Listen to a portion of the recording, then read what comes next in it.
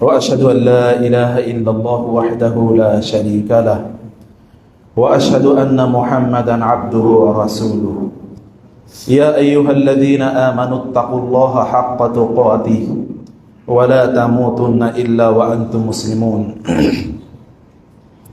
يا أيها الناس اتقوا ربكم الذي خلقكم من نفس واحدة وخلق منها زوجها وبث منهما رجالا كثيرا ونساء واتقوا الله الذي تساءلون به والأرحام إن الله كان عليكم رقيبا يا أيها الذين آمنوا اتقوا الله وقولوا قولا سديدا يصلح لكم أعمالكم ويغفر لكم ذنوبكم ومن يطع الله ورسوله فقد فاز فوزا عظيما أما بعد فإن أصدق الحديث كتاب الله وخير الهدي هدي محمد صلى الله عليه وسلم وشر الأمور محدثاتها وكل محدثة بدعة وكل بدعة ضلالة وكل ضلالة في النار أما بعد فأعوذ بالله من الشيطان الرجيم بسم الله الرحمن الرحيم يا أيها الذين آمنوا من يرتد منكم عن دينه فسوف يأتي الله بقوم يحبهم ويحبونه أذلة على المؤمنين أعزة على الكافرين يجاهدون في سبيل الله ولا يخافون لومة لائم ذلك فضل الله يؤتيه من يشاء والله ذو الفضل العظيم وقال النبي صلى الله عليه وسلم من أحب لقاء الله أحب الله لقاءه মহান আল্লাহ সুবহানাহু ওয়া তাআলা শুকর আদায় করছি তিনি আমাদেরকে সালাতের এবং তার পূর্বে জিকির অর্থাৎ খুতবায়ের উদ্দেশ্যে মসজিদে আসার তৌফিক দান করেছেন বলি আলহামদুলিল্লাহ। রাসূলুল্লাহ সাল্লাল্লাহু আলাইহি ওয়াসাল্লামের উপর দরুদ এবং সালাম বর্ষিত হোক। আল্লাহুম্মা সাল্লি ওয়া সাল্লিম আলা নবিয়িকা মুহাম্মদ আল্লাহুম্মা সাল্লি আলাইহি আল্লাহুম্মা বারিক আলাইহি। সূরাতুল মায়েদায় আল্লাহ সুবহানাহু ওয়া তাআলা তিনি উল্লেখ করেছেন সূরাতুল মায়েদার 54তম আয়াত, বাসায় গিয়ে আয়াতটা ভালো করে পড়বেন।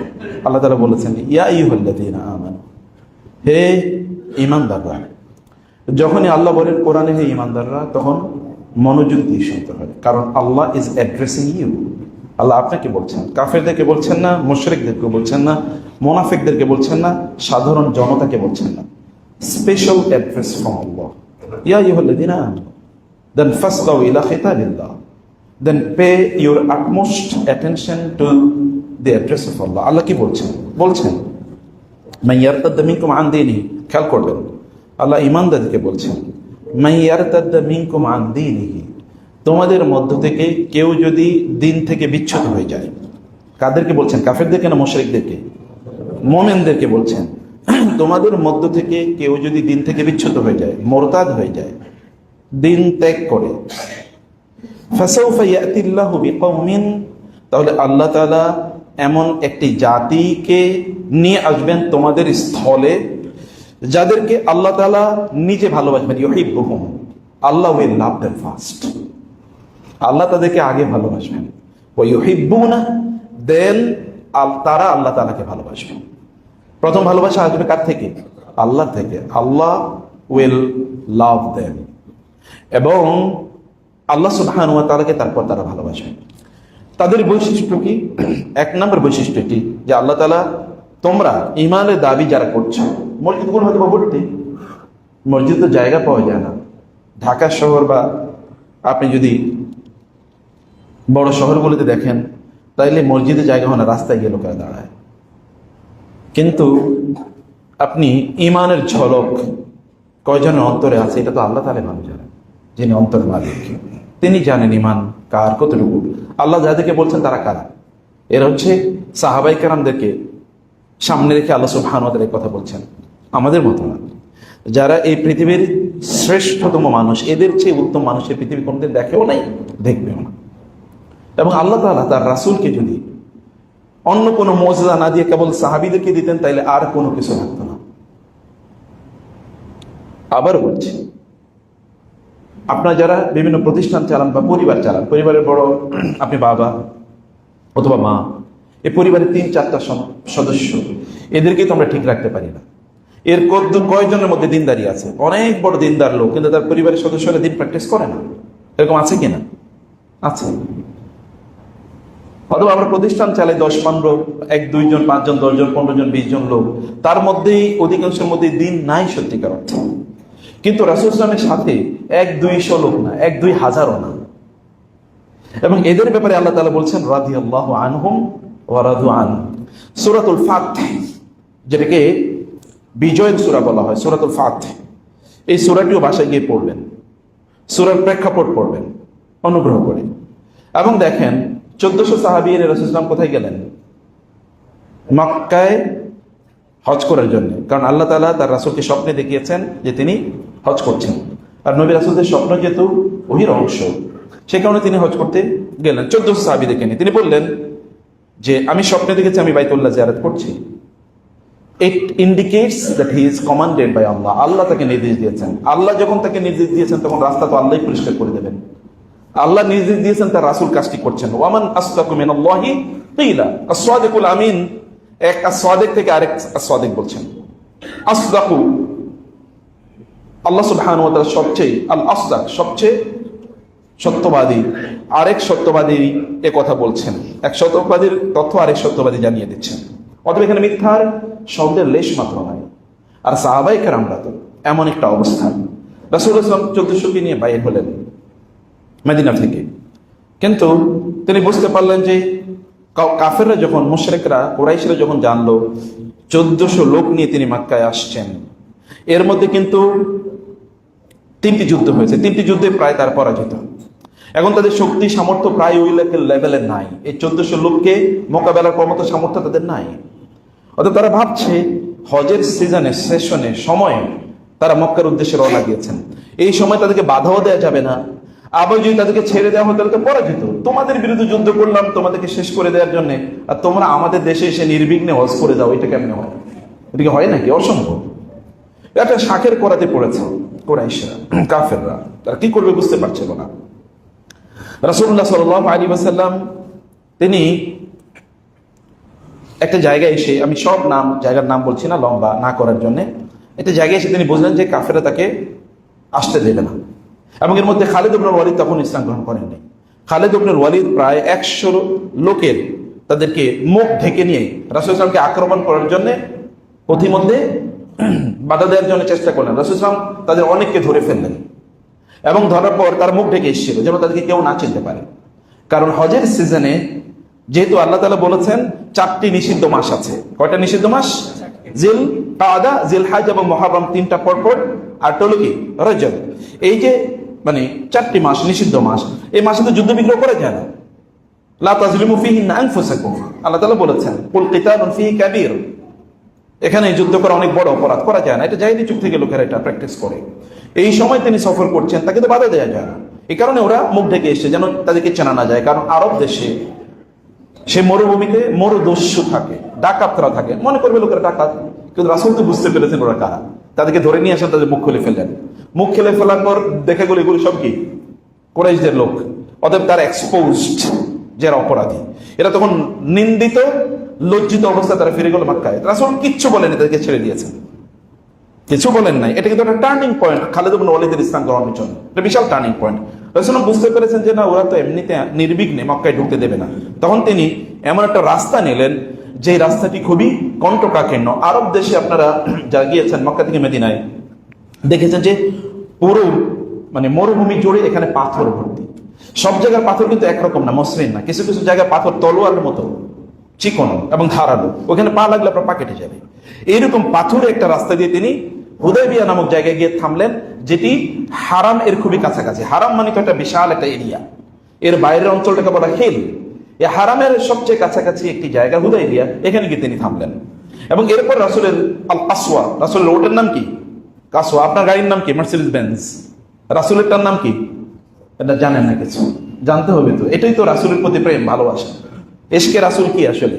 একদল লোক এশকে রাসূল বলে তারা লাফায়, আসলে রাসূলের ভালোবাসা বলতে তারা বুঝেই না। You have to know the name of the transport of the prophet Qaswa, এটাকে তিনি প্রচন্ড ভালোবাসতেন।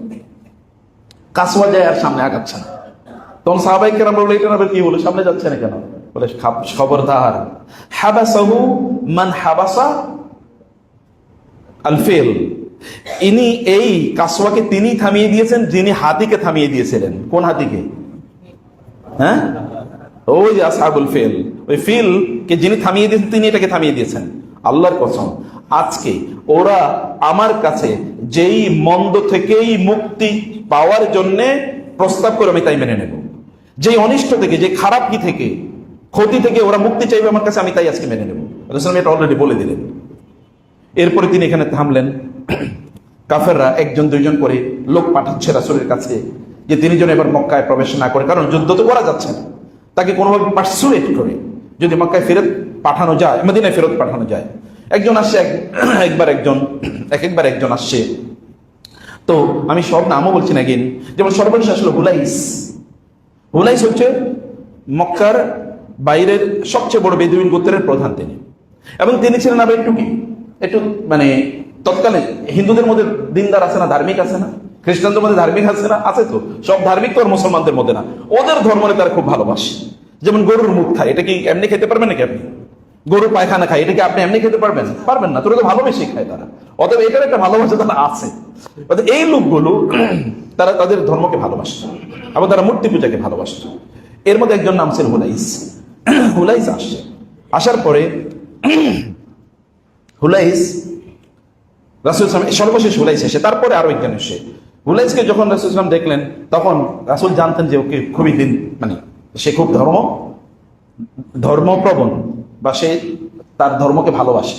সে কারণে রাসূল বললেন, তোমরা সবাই ইহরামের কাপড় পরা তো সবাই আছে, কারণ তারা তো হজ করতে এসছে, এবং তিনি বললেন সবাই দাঁড়িয়ে যাও এবং তালবিয়া করো, আর তোমাদের কোরবানের ওটগুলোকে সামনে রেখে দাও। তারা সবাই যখন এটা দেখছে, হুলাইস ওই যে দূরে, ওইখান থেকে চলে যাচ্ছে, এদিকে আর আসেই না। তার আগে আরেকজন এসছে। আসার পরে সে রাসূল সাল্লাল্লাহু আলাইহি ওয়াসাল্লামকে বিভিন্নভাবে বলার চেষ্টা করছিল, আপনি এবার যায়েন না, ওরা আপনাকে মানে হত্যা করবে, ইত্যাদি ইত্যাদি ইত্যাদি।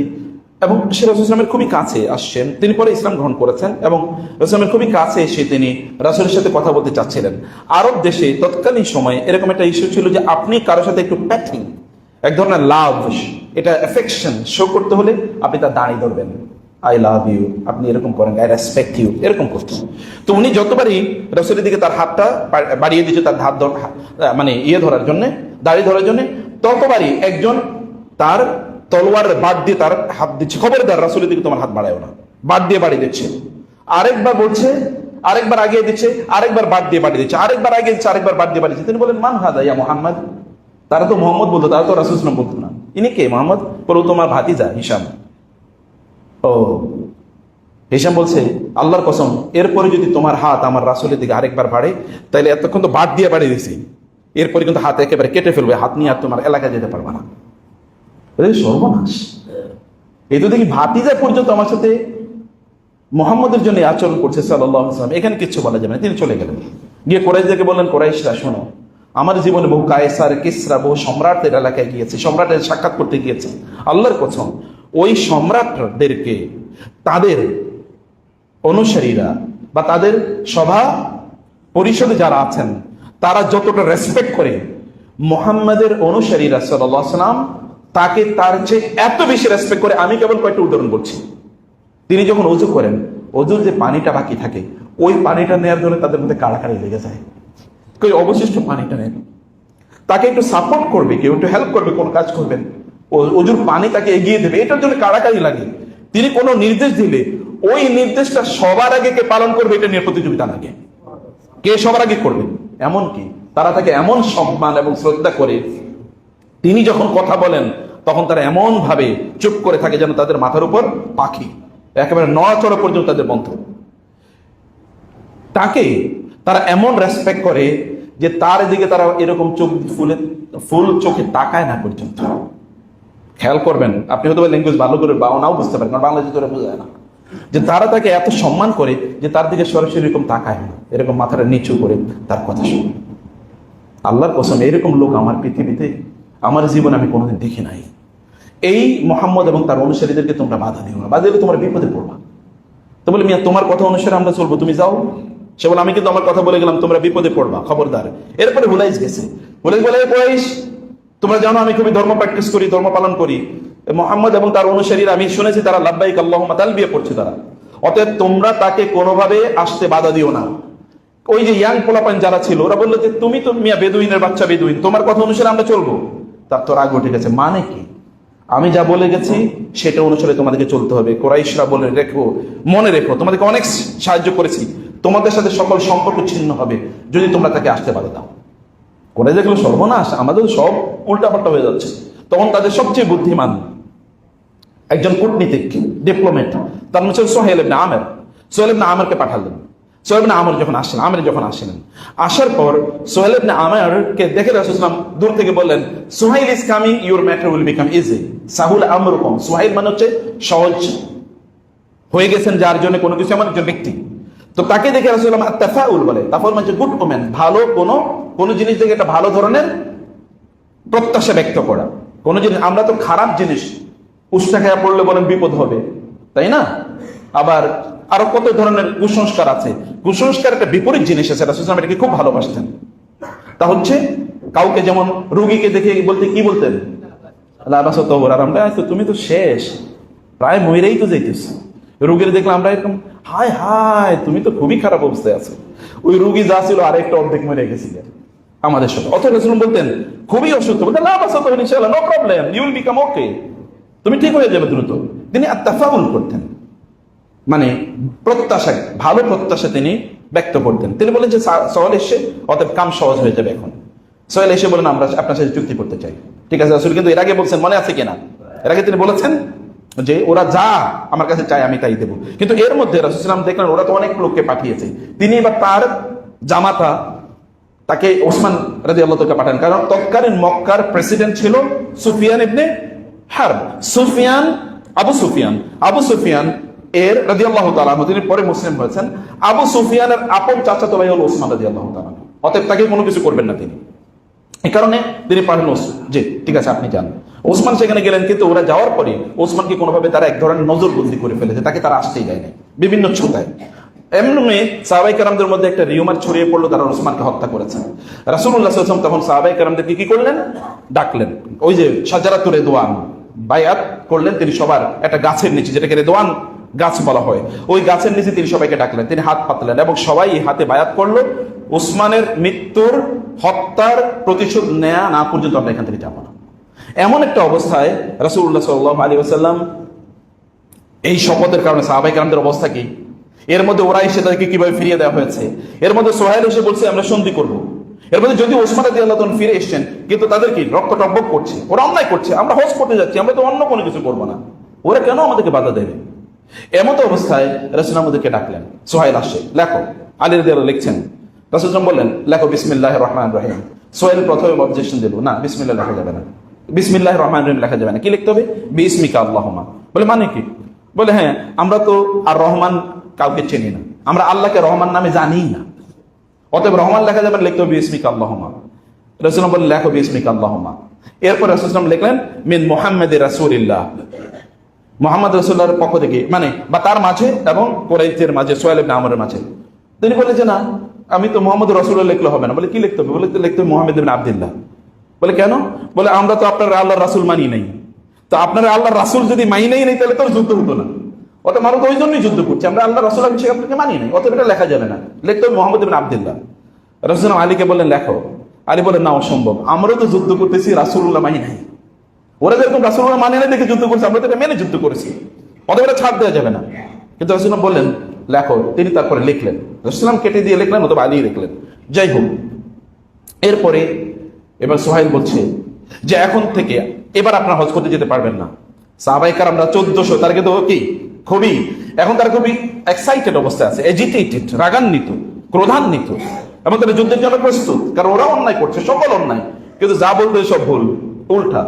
এখন আপনার হজ করতে যেতে পারবেন না মানে কি? সাহাবায়ে কেরাম সেদিকে ঘুরতেছেন, কি হচ্ছে এখানে? এর আগে যা করছে এগুলো তো এমনি তাদের রক্ত টকবক করার মতো। এরপরে কি হলো? তিনি বললেন যে ঠিক আছে যাবো না, কি করতে হবে, আগামী বছর আপনারা আসবেন, তাও 3 দিন থাকতে পারবেন। বলে না সোহেল আমাদেরকে একটু যেতে দাও, আমরা তো যুদ্ধ করতে আসি না। বলে না আর কোনো কথা চলবে না, আমি যা বলছি তাই হবে। রাসূলুল্লাহ মেনে নেন, লেখো। এর মধ্যে ওমর রাদিয়াল্লাহু তাআলা নামছেন দৌড়ে, ইয়া রাসূলুল্লাহ এটা কি হচ্ছে? এটা আপনি যেটা করছেন এটা মানে আপনি আল্লাহর নবী না, সত্য নবী না? ইসলাম সত্য ধর্ম না? কোরআন সত্য জীবন ব্যবস্থা না? তাহলে আমরা এইটা কি চুক্তি করছি ওর সাথে? রাসূল বলেন সাবরান সাবরান। তিনি বলেন ধৈর্য ধরুন। এর মধ্যে তিনি আবু বকরের কাছে গেলেন। আবু বকরকে গিয়ে তিনি একই কথা বলছেন। আবু বকর বলেন, ইয়া ওমর, রাসূল সাল্লাল্লাহু আলাইহি ওয়াসাল্লাম যা করছেন ধৈর্য ধর, রাসূলকে তা করতে দাও। এতটুকুই এজিটেশন, কিন্তু এতটুকুই। সাহাবাকে আমরা ঘুরছেন।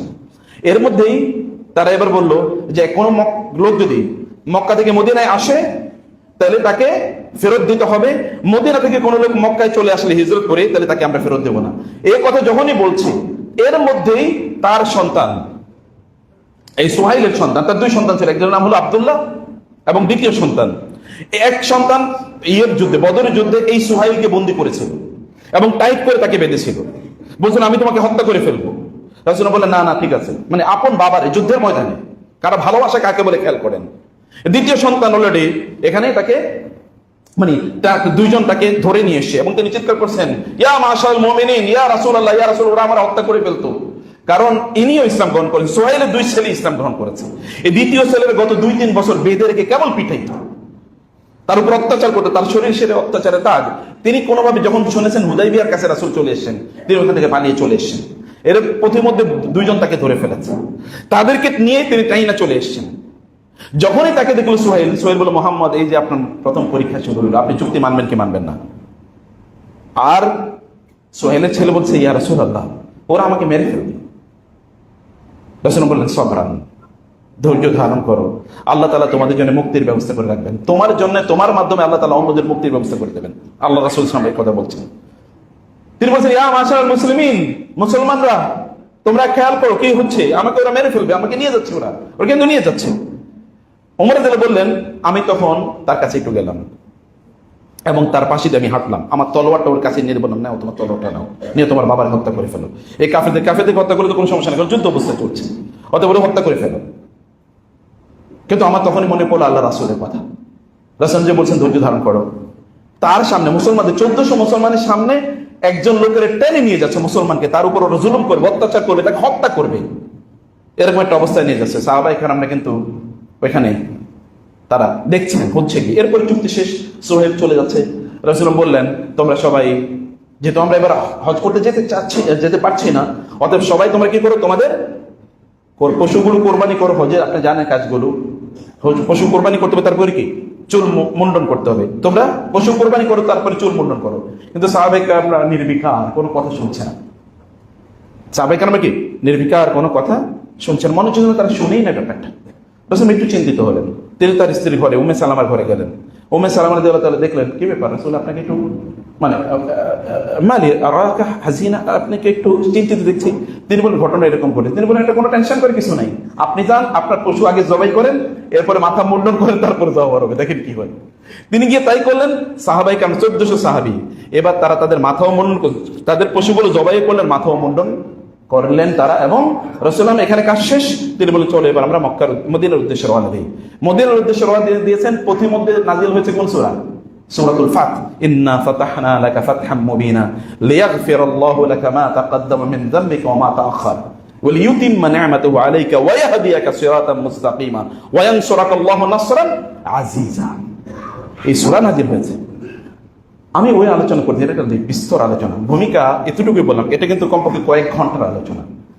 আপনি দেখেন তো পৃথিবীতে এমন কোন সম্প্রদায় আপনি খুঁজে পাবেন যেই সম্প্রদায়ের 1400 লোক না, 14 জন লোকই এইরকম একটা সিচুয়েশনে একটা লোক বিদ্রোহ করলো না, একটা লোক বললো না যে আমি আপনার কথা মানি না, চলতে হবে না, স্লোগান দেবে না, মানি না, মানবো না, হতে পারে না কোনোভাবে। একজন ব্যক্তিও কি এরকম কথা বলেছে? এর মধ্যে একজন কি মোরতাদ হয়ে গেছে বলেছে না আল্লাহ রাসূল আমাদেরকে মিথ্যা কথা বলেছেন? তিনি তো বলছেন আমরা হজ করতে আসবো, তাহলে তিনি তো আমাদেরকে কথা ঠিক বলেন নাই, আমরা তো যেতে পারলাম না। একজনও বলেছে? একজন বলে নাই। এই 1400 লোক, এই যে আপনার সফেদ জামা কাপড় পরা 1400 লোকের মধ্যে কেবল ওমর রাদিয়াল্লাহু তাআলা একবার এসে কেবল এতটুকু বলেন, ইয়া রাসূলুল্লাহ আপনি কি সত্য নবী নন? এটা কি সত্য না, এটা কি সত্য না? তাহলে এটা কিসের চুক্তি হচ্ছে, কেমন চুক্তি হচ্ছে? এতটুকুই, দ্যাট ওয়াজ দ্যাট। আপনি দেখেন তো কোন একটা দেশে কোন একটা সমাজে, কোন একটা আপনার পরিবারের 3-4 জন লোক আছে, আপনার সন্তান দেখে বলেন, আপনার ওরা একটু বড় হয়ে গেছে, আপনি তাদেরকে ওদের মতের বিরুদ্ধে একটা কথা বলে দেখেন তো চলে কিনা, আপনার কথা অনুসারে চলে কিনা। এই যে সাহাবায়ে কেরামদের তৈরি, এই যে মানুষ তৈরি, এই মানুষগুলো রাসূলুল্লাহ সাল্লাল্লাহু আলাইহি ওয়াসাল্লামের জন্য শ্রেষ্ঠতম মুজিজা। এর উপর আর কোনো মুজিজা হতে পারে না, এতটুকুই তার জন্য যথেষ্ট ছিল। রাসূলুল্লাহ সাল্লাল্লাহু আলাইহি ওয়াসাল্লামকে তারা কেমন ভালোবাসতেন, রাসূলুল্লাহ সাল্লাল্লাহু আলাইহি ওয়াসাল্লামকে তারা কেমন ভাবে শ্রদ্ধা করতেন রাসূলুল্লাহ সাল্লাল্লাহু আলাইহি ওয়াসাল্লামকে। সম্মানিত ভাইরা, আল্লাহ তাআলা তাদেরকে কথা বলছেন, ইয়া আইয়ুহাল্লাযীনা আমানু মান ইয়ারতাদ মিনকুম আন দীনিহি, তোমাদের মধ্য থেকে কেউ যদি মুরতাদ হয়ে যায়, তাহলে আল্লাহ তাআলা ফাসাউফা ইয়াতিল্লাহু বিকওমিন, আল্লাহ তাআলা এমন একটা জাতির উত্থান ঘটাবেন, ইউহিব্বুহুম ওয়া ইউহিব্বুনা, যারা আল্লাহকে ভালোবাসবে এবং তারা আল্লাহকে ভালোবাসবে। আল্লাহ তাদেরকে ভালোবাসবেন এবং তারা আল্লাহকে ভালোবাসবে। এটা 1 নম্বর তাদের গুণ। এবং 2 নম্বর কি, আযিল্লাতিন আলাল মুমিনিন, তারা মুমিনদের ব্যাপারে খুবই কোমল, তারা মুমিনদের সাথে সুন্দর করে কথা বলে, উত্তম আচরণ করে। আপনারা যখন ব্যবসা বাণিজ্য করেন, আপনাদের এলাকায় তো ধরেন অমুসলিম প্রচুর পরিমাণ আছে, আপনি যখন ব্যবসা করেন তখন কার দোকান থেকে কিনতে চান, যে দোকানে একটু কম পাবেন, কিন্তু আপনার মুসলিম ভাই অথবা দিনী ভাই, ওই দিনী ভাইয়ের দোকান থেকে 1 টাকা বেশি হবে, এই কারণে তাকে অ্যাভয়েড করেন, তার দিকে তাকানো না, চোখও দেন না। অথচ দিনী ভাইয়ের দোকান থেকে কিনলে আপনার সম্পদগুলো আপনাদের মধ্যেই অবর্তিত হতো, আপনার নিজেরাই সম্পদের মালিক হতেন, আপনার এই ভাই উপকৃত হলে উনি উপকৃত হবে। কিন্তু আপনি কাকে টাকা দিচ্ছেন, কাকে সম্পদ দিচ্ছেন? গোটা পৃথিবী দিকে তাকান, কোথায় আছে মুসলমানরা? ইহুদিরা কেন গোটা পৃথিবী নিয়ন্ত্রণ করছে আপনারা বুঝেন না এটা? ইহুদিরা যেখানে আছে, ওরা ওই যে সব শেয়ারের এক রা, এরকম বাংলায় বলে না, ওরা যেখানে আছে ওরা সব ওদের সাথে ছাড়া কারোর সাথে ব্যবসা করবে না, সব টাকা ওদের সম্পদ ওদের মাঝে আবর্তিত হবে। আর আমরা মুসলমানরা একটা গাই গরুর মতো আরেকজনের মানে দহনের কারণ আমরা হয়ে যাচ্ছি। আমরা নিজের মধ্যে কোনো ব্যবসা বাণিজ্য নাই। মুসলিম দেশগুলো নিজের মধ্যে ব্যবসা বাণিজ্য যদি করতো, মুসলিম দেশগুলো তারা একটা ইউনাইটেড নেশন যদি তারা তৈরি করতো, তাহলে পৃথিবীতে মুসলমানদের দিকে তাকানোর মতো ক্ষমতা আছে নাকি কারো? গোটা পৃথিবী বন্ধ হয়ে যেতে পারে। এই যে পাশের একটা দেশ, আরবরা তেল না দিলে ওরা 3 দিন পর ওরা না খেয়ে মারা যাবে, গরুর মুখে খাইতে হবে তাদেরকে। 3 দিন সর্বোচ্চ চলতে পারে একটা দেশ, তারপরে দেউলে হয়ে যাবে। তারপরে দেখেন এখানে অকাতরে মুসলমান, গত পরশু প্রায় 300-র উপর মুসলমান স্থাপনা তার ধ্বংস করেছে। সম্মানিত ভাইরা, আযিল্লাতিন আলাল মুমিনিন, মুমিনদেরকে তার পরম ভালোবাসে। আইজ্জাতিন আলাল কাফিরিন, কাফেরদের উপর তার খুবই কঠোর, কাফেরদেরকে তার কোনো ছাড় দেয় না। এবং এটা তাদের 4 নম্বর গুণ। 5 নম্বর তার গুণ কি, তারা হচ্ছে ইউজাহিদুনা ফি সাবিলিল্লাহ, আল্লাহর রাস্তায় যুদ্ধ করে। ওয়ালা ইয়াখাফুনা লাওমাতা লাইম, কে তাদেরকে কি বললো তাতে কিছু যায় আসে না। না আপনি হক বললেন, কারো গায়ে লাগলো এবং সে আপনার গালিগালাজ করলো, তাতে কিছুই যায় আসে না। আল্লাহ সুবহানাহু ওয়া তাআলা কিভাবে নিচ্ছেন জিনিসটি, সেটি হচ্ছে আপনার মাথায় আছে, সেটি আপনি দেখছেন। সম্মানিত ভাইরা, আল্লাহ সুবহানাহু ওয়া তাআলা আপনাকে ভালোবাসেন, এটা যেহেতু কোরআনের প্রথম কথা। আল্লাহ যে আপনাকে ভালোবাসেন, এটার আসলে আপনি কিভাবে বুঝবেন যে আল্লাহ তাআলা আপনাকে ভালোবাসেন কিনা? এটা কিভাবে বুঝবেন? এর মধ্যে 1 নম্বরে আল্লাহ তাআলা আপনাকে ভালোবাসেন, এটা অসম্ভব কোনো কিছু না। আচ্ছা, আপনাকে আল্লাহ ভালোবাসেন, এটাকে আপনি কেমন দেখতে পারেন? আচ্ছা, বাংলাদেশের কোনো খুবই বড় ধনী একজন ব্যক্তি, তিনি বললেন ওই লোকটার আমি ভালোবাসি, টেলিভিশনে বিজ্ঞাপন দিয়ে বললেন, পত্রিকায় বিজ্ঞাপন দিয়ে বললেন, অথবা ধরেন কোন একটা মজলিসে এসে বললেন এই লোকটার আমি ভালোবাসি, কেমন লাগবে বলেন তো? আপনি তখন বলবেন আচ্ছা ঠিক আছে, আসেন আপনার সাথে একটা ছবি রাখি এবং এটাকে আমি একেবারে সোনা দিয়ে বাদাই করে রাখি। দেখেন না রাজনীতির লোকেরা, তারা অমুকের সাথে একটু পাতি নেতার সাথে ছবি আছে, এটাও বাদাই করে রাখে। একজন খুবই প্রভাবশালী কোনো মানুষ আপনাকে ভালোবাসে, এতটুকু যদি আপনি স্মৃতি হিসেবে ধারণ করেন, আল্লাহ আপনাকে ভালোবাসবেন, এটা কেমন কথা হতে পারে? আল্লাহ সুবহানাহু কে? তিনি মালিকুল মুলক, তিনি সবকিছুর মালিক, এই মহারাজত্বের তিনি মালিক। লিল্লাহি মুলকুস সামাওয়াতি ওয়াল আরদ, আসমান এবং জমিনের মালিক, এই দুনিয়ার মালিক, তিনি আখিরাতের মালিক। মালিক ইয়াউমিদ্দিন, তিনি আখিরাতের মালিক, কোনো কিছু তার মালিকানার বাইরে নাই। সেই মহান আল্লাহ সুবহানাহু ওয়া তাআলা, মালাকুতাস সামাওয়াতি ওয়াল আরদ, সেই মহান আল্লাহ সুবহানাহু ওয়া তাআলা আপনাকে ভালোবাসবেন। আল্লাহ সুবহানাহু ওয়া তাআলা এমন যদি খুবই ধনী ব্যক্তি, প্রভাবশালী কোন ব্যক্তি আপনাকে ভালোবাসবেন, এটা কেমন বিষয় আপনার জন্য হতে পারে? আর আল্লাহ সুবহানাহু ওয়া তাআলা আপনাকে ভালোবাসবেন, এটা কেমন হতে পারে? ভাই বোন, আল্লাহ আপনাকে ভালোবাসেন, এটা 1 নম্বর প্রমাণ হলো আল্লাহ তাআলা দুনিয়ার ভেতরে ডুবে যাওয়া থেকে আল্লাহ আপনাকে রক্ষা করছেন। ভালো করে খেয়াল করেন বিষয়টা। ভাই আপনি কেমন আছেন? আলহামদুলিল্লাহ খুব ভালো আছি। মানে কি? ব্যবসা বাণিজ্য ভালো চলতেছে, চাকরি বাকরি ভালো চলতেছে, বাড়ি গাড়ি আছে, এটাই তো আপনি আলহামদুলিল্লাহ ভালো আছি নাকি? আপনি কি তখন আল্লাহর নেয়ামতের কথা চিন্তা করেন? না, আলহামদুলিল্লাহ আমি ইসলামের উপর আছি, আমি দিন প্র্যাকটিস করছি, আমি একটা দিনই এনভায়রনমেন্টে আছি, আমি একটা দিনই ভাই বোনদের সাথে উঠা বসা করি, এটা তো আপনার মাথায়ও নাই। এবং আপনি এটা জিজ্ঞাসা করেন না। আপনি যখনই জিজ্ঞেস করেন ভাই কেমন আছেন, তখন মানে আপনার চাকরিটা কেমন চলছে, ব্যবসা কেমন চলছে, এগুলো আপনার মাথায় তখন আছে। কিন্তু আপনি দেখেন ভালো আছি মানে কি, ভালো আছি, এটা সালফে সালেহিন সাহাবায়ে কেরাম কোরআন এবং সুন্নাহর দৃষ্টিভঙ্গি কি, কোরআন এবং সুন্নাহর দৃষ্টিভঙ্গি কি? আল্লাহ সুবহানাহু ওয়া তাআলা আপনাকে ভালোবাসেন মানে দুনিয়া দাড়ি থেকে আল্লাহ তাআলা আপনাকে রক্ষা করছেন। রাসূলুল্লাহ সাল্লাল্লাহু আলাইহি ওয়াসাল্লাম সে কথা বলেছেন, ইন্নাল্লাহা লা ইয়াহমি আবদাহু আল মুমিনা মিনাদ দুনিয়া ওয়া ইউহিব্বুহু।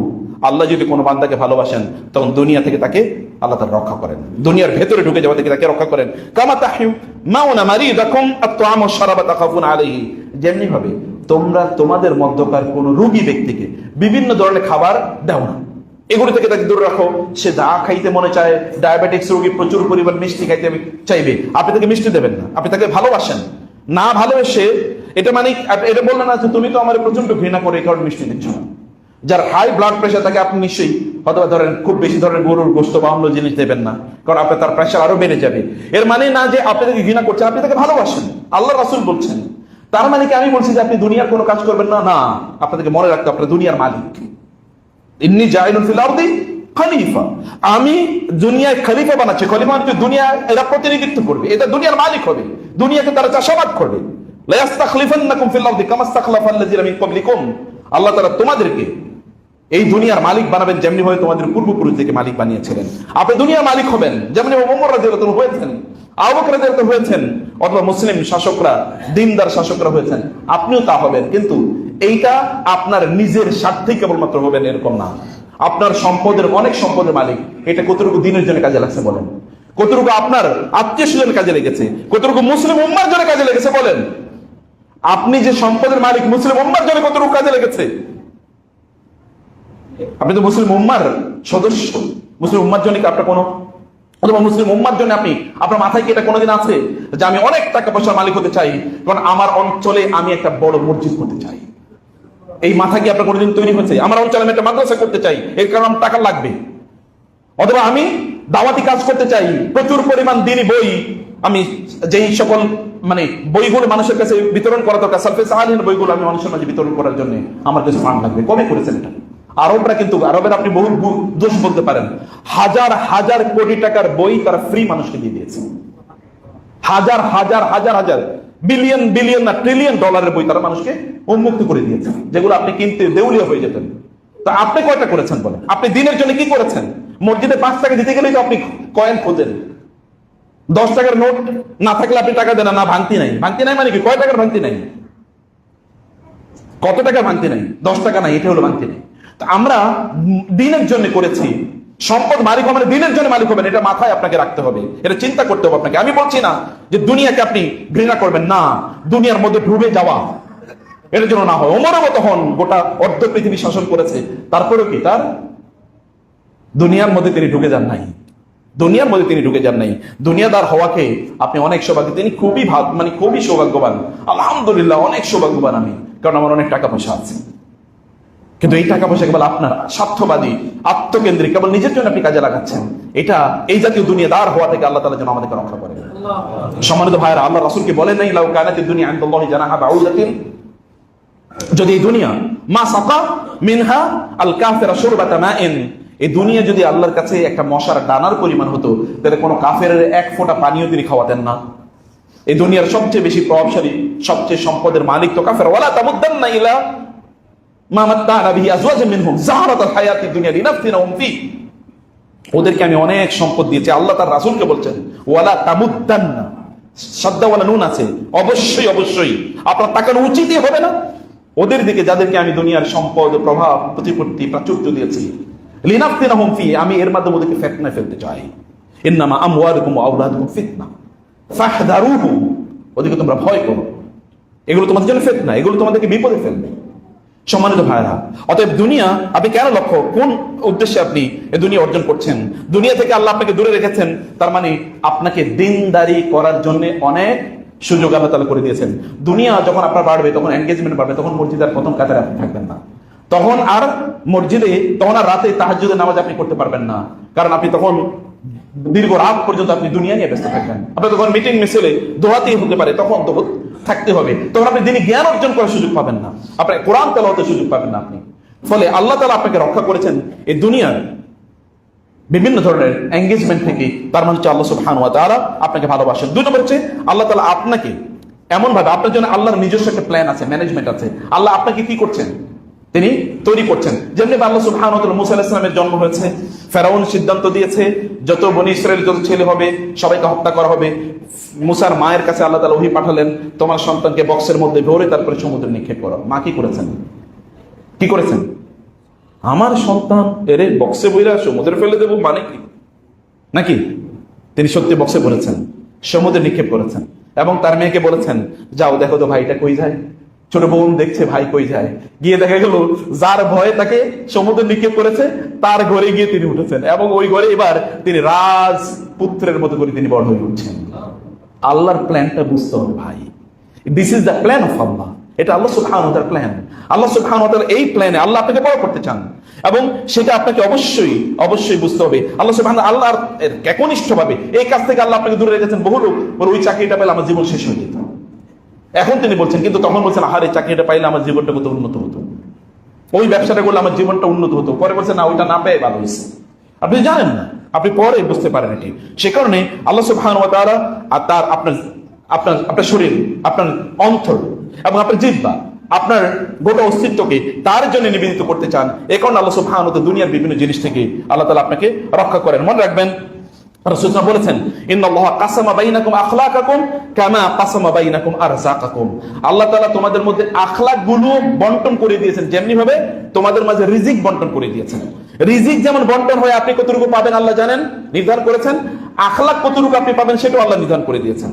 এবং সেই কারণে আখলাক যেন আপনাদের সুন্দর হয়, সেই কারণে আল্লাহ সুবহানাহু ওয়া তাআলা কখনো কখনো আপনাকে দেন, কখনো কখনো দেন না। মনে রাখবেন, আল্লাহ যাকে ভালোবাসেন, যাকে ভালোবাসেন না এমন সবাইকে আল্লাহ তাআলা দুনিয়া দেন, কিন্তু আখিরাত কেবল আল্লাহ তাআলা তাকেই দেন যাকে আল্লাহ সুবহানাহু ওয়া তাআলা ভালোবাসেন।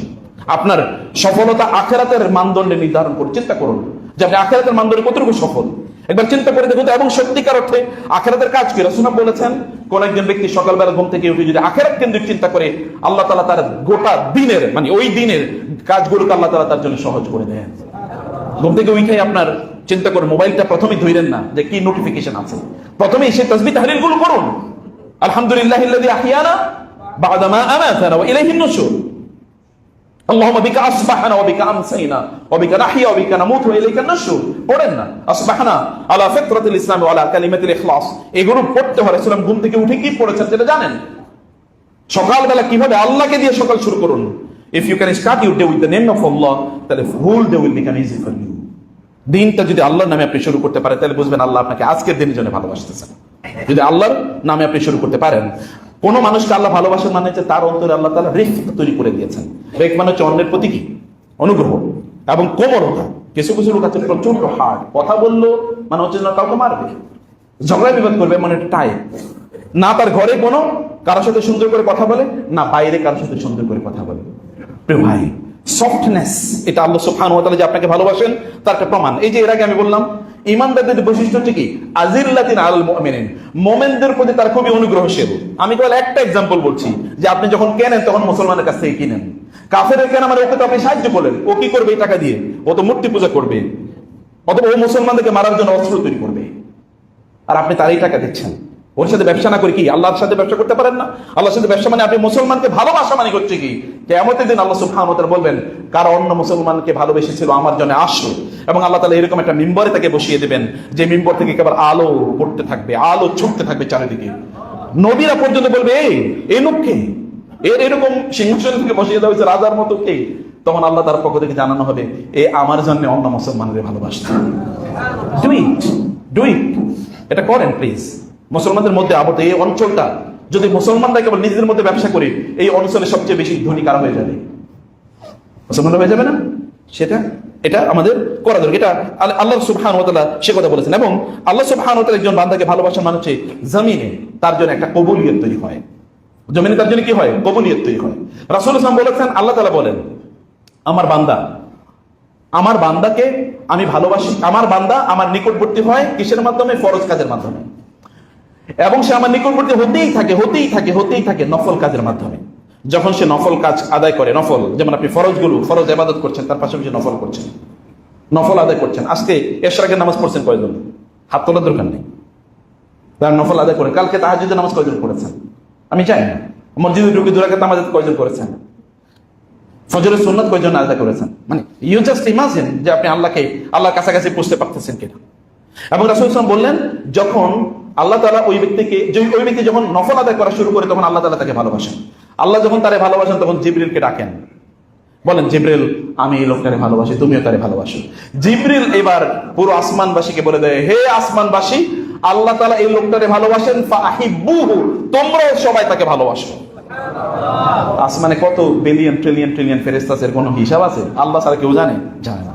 এই ফেরেশতারা যখন তাকে ভালোবাসে, এরপরে ফায়ুদাউ লাহুল কুবুল ফিল আরদি, হাদিসে এসেছে সহিহ হাদিসে, অতঃপর ওই ব্যক্তির জন্য আল্লাহ সুবহানাহু ওয়া তাআলা জমিনে কবুলিয়ত তৈরি করে দেন। লোকেরা এবার তার জন্য দোয়া করে, তাকে ভালোবাসে, তার প্রশংসা করে, অথবা লোকেরা তার শ্রদ্ধা করে, ইত্তকার তিনি তখন পেতে থাকেন।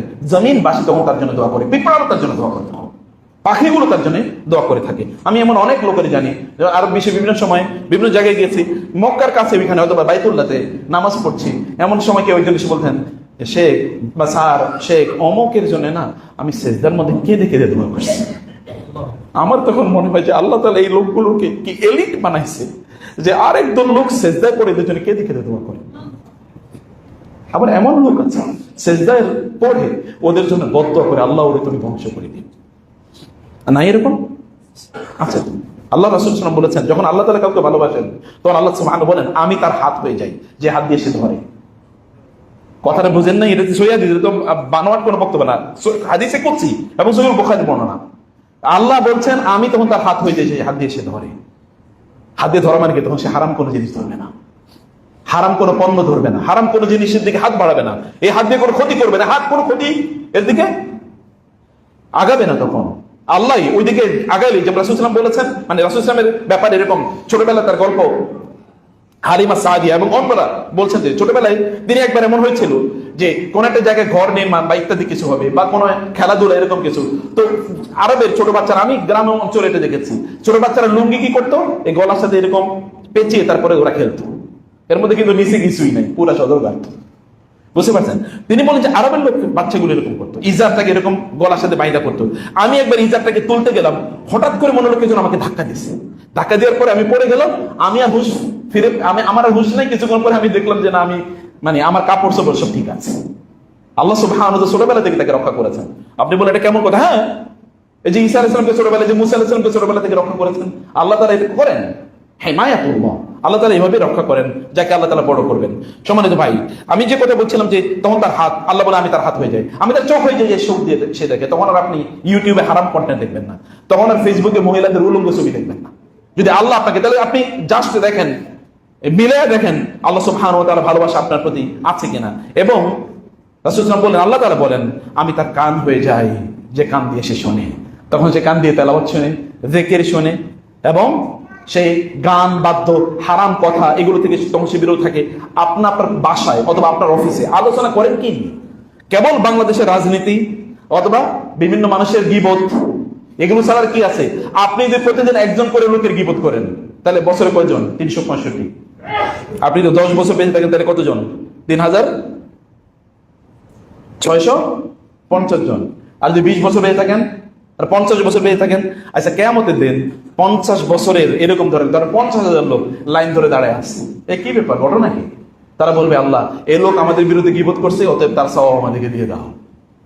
তখন হবে কি কিয়ামতের দিন? কি হবে সেদিন? আর এগুলো কি এমনি যাবে নাকি? নো, এমনি যাবে না, এমনি যাবে না। এটার জন্য অবশ্যই আপনাকে, অতএব আল্লাহ স্যার বলছেন আমি তার কান রক্ষা করি। কোথাও যদি আপনি গীবত শুনেন, সেখান থেকে উঠে যেতে হবে আপনাকে।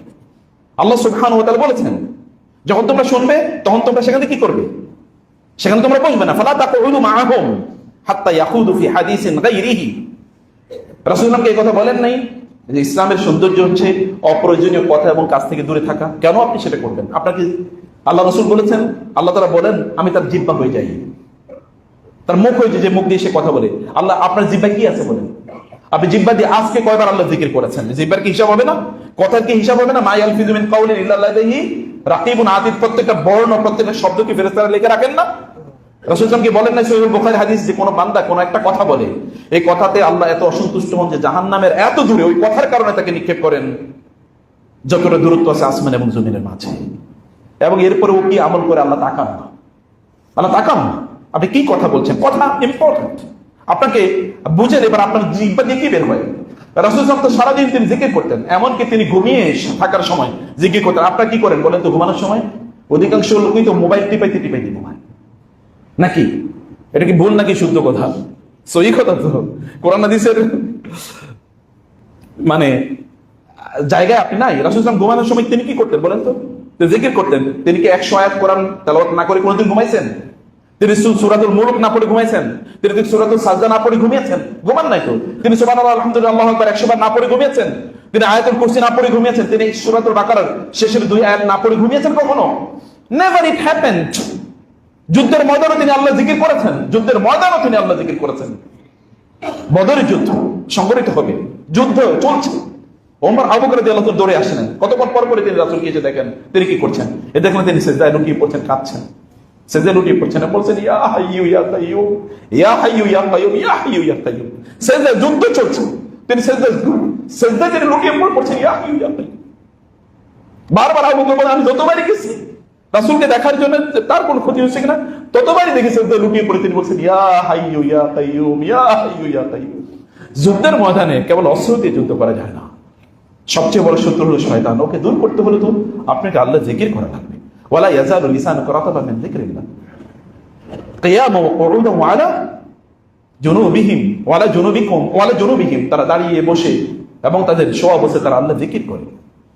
প্রিয় ভাইরা, আমি অনেক লম্বা আলোচনা আমি শর্ট করে 1 মিনিট 2 মিনিটের মধ্যে যে কথাটি আপনাকে সামারাইজ করতে চাই। আল্লাহ সুবহানাহু ওয়া তাআলা আপনাকে ভালোবাসেন। এটি আল্লাহ সুবহানাহু ওয়া তাআলা তিনি যখন আপনি দেখবেন আপনি কোনো ভালো কাজ অব্যাহতভাবে করছেন, তাহলে বোঝা যাবে যে আপনি আল্লাহ সুবহানাহু ওয়া তাআলা আপনাকে ভালোবাসেন। কিন্তু আপনি আল্লাহরে ভালোবাসেন কিনা এটা কেমনে বুঝবেন? আপনি আল্লাহকে ভালোবাসবেন বাসেন কিনা এটি আপনি কিভাবে বুঝবেন? এর মধ্যে আল্লাহ সুবহানাহু ওয়া তাআলা এর ইবাদতে আপনি কতটা আন্তরিক সেটি অবশ্যই দেখতে হবে যে আপনি আল্লাহ সুবহানাহু ওয়া তাআলার ইবাদতে কতটুকু আন্তরিক। আপনি যেমন নামাজ কতটুকু সময় জুড়ে আপনি পড়েন বলেন তো? কতটুকু সময় জুড়ে আপনি নামাজ আদায় করেন? এক ইমাম সাহেব মাগরিবের নামাজে পড়ছে হলো মানে ফজর নামাজে পড়ছে সূরাতুল বাকারা। কি পড়ছে? সূরাতুল বাকারা। আর বাকারা সূরা কি ছোটটা বড়? বড়। ফজরের নামাজে ছোট সূরা পড়ে না বড় সূরা পড়ে? বড় সূরা পড়ে। এখন বড় সূরা পড়েছে আর বাকারা মানে তো গাভী, সে আরব লোক বেদুইন, সে পড়ে গেল। এরপরে তো জোহর আসর তো আর কি জোরে সূরা পড়ে না, আস্তে সূরা পড়ে। মাগরিবের নামাজে তখন ওই ইমাম সাহেব পড়া শুরু করলো আলাম তারা কাইফা ফাআলা রাব্বুকা বিআসহাবিল ফিল। ওই লোক ওইখানে উনি পিছনে ছিল, ওইটা শুনে উনি পালাইছে নামাজ ছাড়িয়া। বলে যে ফজরের নামাজে বাকারা সূরা পড়ছে, এইটাই যদি এত বড় হয় তাহলে ফিল এর সূরাটা না যে কত বড়। ফিল কি? ফিল তো হাতি, হাতির সূরা কি ছোট হবে নাকি? এটা তো আরো বড় হবে। এগুলো জন্য সে লোক পালাইছে। আপনারাও তো নামাজ একটু লম্বা কেন হয়ে গেল? এটা আপনাদের মাথা ব্যথার কারণ, অন্য কোনো কারণ একেবারে আমাদের মধ্যে কাজ করে না। প্রিয় ভাই, এইটা একটা লম্বা আলোচনাটা থাকুক, অন্য কোনো সময় যদি আসি তখন এই আলোচনাটা করবো, এটা রেখে দিলাম। শুধুমাত্র আল্লাহ সুবহানাহু ওয়া তাআলা কে আপনি ভালোবাসেন কিনা এটা প্রমাণ হলো আল্লাহর প্রতি আপনি কতটুকু এগিয়ে যাচ্ছেন, আল্লাহর ইবাদত আপনার মজা লাগে কিনা, কোরআন তেলাওয়াত আপনার মজা লাগে কিনা। নামাজ যখন আপনি সিজদায় লুটিয়ে পড়েন তখন মনে হয় যে আমি আরো 10 বার 20 বার তাসবিহ পড়ি, আরো লম্বা করে আমি তাসবিহ পড়ি। আচ্ছা, রাতের বেলা আপনি কখন ইবাদত করেছেন বলেন তো? সর্বশেষ রাতের বেলা কখন ইবাদত করেছেন আপনি? এই কারণে হাসান আল বসরি রাহমাতুল্লাহকে যখন প্রশ্ন করা হলো, ইয়া হাসান, যারা কিয়ামুল লাইল করে অথবা যারা তাহাজ্জুদে নামাজ আদায় করে তাদের চেহারা এরকম সুন্দর হয় কেন? তিনি বলেন ওরা যেহেতু একটা সময় একাকী আল্লাহ সুবহানাহু ওয়া তাআলাকে দিয়ে দিয়েছেন, এখন আল্লাহ সুবহানাহু ওয়া তাআলা তাদের চেহারার মধ্যে নূর তৈরি করে দিয়েছেন। রাতের বেলা ইবাদত করলে আলাদা কসমেটিক্স ব্যবহার করা লাগে না। যারা ইবাদত করে রাতের বেলা জিজ্ঞেস করে দেখেন তাদের কসমেটিক্স লাগে কিনা। আদরে যে আপনাদের কসমেটিক্সের পিছনে, যেমন আমার বোনরা আছে, কসমেটিক্সের লাগবে না, আপনি রাতের বেলা ইবাদত করুন, আল্লাহ তাআলা এমনি সুন্দর করে দেবেন। সুন্দর কেবলমাত্র চেহারা সাদা হওয়া না, চামড়া সাদা হওয়া না, সুন্দর তো ভিন্ন জিনিস, আলো একটা ভিন্ন জিনিস। সেটা আপনাকে বুঝতে হবে। সে জায়গায় আপনার রবের সাথে আপনার সময় কাটাতে হবে। আপনার মন আকুল হয়ে থাকে কখন আপনি একাকী আপনার রবের সাথে সময় কাটাতে পারবেন। ঘরটা যখন নির্জন হয়ে যায় তখন আপনি 2 রাকাত নামাজ আদায় করেন, পড়েই দেখেন, প্লিজ করেই দেখেন। ইবনে কাইয়িম রাহিমাহুল্লাহ বলেছেন আমাদের মন খারাপ হলে আমরা আমাদের উস্তাদ ইবনে তাইমিয়ার কাছে যেতাম। তখন তিনি কারাগারে বন্দী। কারাগারে যাওয়ার পর যখন দেখতাম ওনার চেহারাটা হাস্যোজ্জ্বল, জিজ্ঞেস করতাম ইয়া শেখ, এত উজ্জ্বল চেহারা আপনি এত হাসি খুশি? বলে হাসি খুশি হবে না, আমি তো এখন দুনিয়ার সকল ধরনের জটিলতা থেকে মুক্ত হয়ে এই কারাগারে কেবল আমার রবের সাথে এক্সট্রা সময় কাটাইতে পারতেছি। বলে ওই কথা শোনার পর থেকে মন ভালো হয়ে যেত। কয়েকদিন পর পরেই মন খারাপ হলে একটু সেখানে দিয়ে দেখে আসতাম, এরপরে মন ভালো থাকতো অনেকদিন। আল্লাহ সুবহানাহু ওয়া তাআলার সাথে সময় কাটানোর মজা আছে। এই মজাটা যারা ফেল করে না, কোনোদিন পায় না, তারা আল্লাহকে ভালোবাসে দাবি কেমনে করে? দাবি তো বহুত মানুষই বহুত কিছু করে, অধিকাংশ মানুষের দাবি কি মিথ্যা, এবং আমাদের এরকম দাবি যেন মিথ্যা না হয়। মহান আল্লাহ সুবহানাহু ওয়া তাআলা আমাদেরকে সেভাবেই তার প্রতি ভালোবাসার দাবিতে যেন সত্যবাদী হতে পারে, আল্লাহ তাআলা সেই তৌফিক দান করুন। আল্লাহুম্মা আমিন। আকুলু কওলি হাযা ওয়া আস্তাগফিরুল্লাহ লি ওয়া লাকুম ওয়া লিসাইরিল মুসলিমিন ফাস্তাগফিরুহু ইন্নাহু হুয়াল গফুরুর রহিম।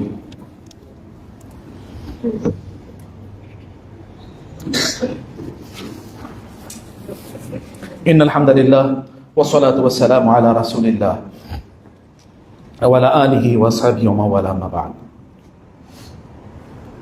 فقد قال الله سبحانه وتعالى في القرآن المجيد وفرقان الحميد: يا أيها الذين آمنوا صلوا عليه وسلموا تسليما إن الله وملائكته يصلون على النبي يا أيها الذين آمنوا صلوا عليه وسلموا تسليما اللهم صل على محمد وعلى آل محمد كما صليت على إبراهيم وعلى آل إبراهيم إنك حميد مجيد اللهم بارك على محمد وعلى آل محمد كما باركت على إبراهيم وعلى